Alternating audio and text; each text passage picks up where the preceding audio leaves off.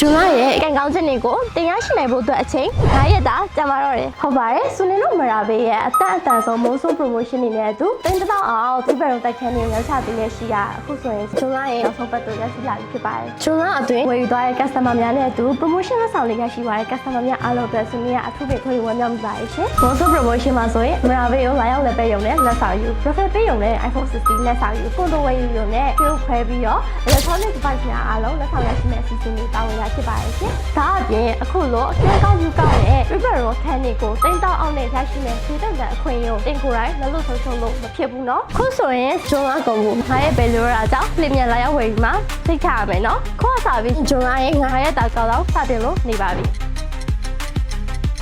နေရာလေးကတော့တာဂီတာရှင်ရေးတာမျိုးပတ်လမ်းမှာပေါ့အမရာဘေးကွန်တိုဆက်သွယ်ရမယ့် hotline ဖုန်းနံပါတ်လေးရလဲ06556683လုံးကိုရုပ်ရှင်တွင်ဒါမှမဟုတ်ပေး messenger ကလည်းဆက်သွယ်ရနိုင်ပါတယ်ကဲအားလုံးပဲဒီတစ်ပတ်အမရာဘေးမှာအားလုံးဆုံးတွေ့ကြမယ်နော်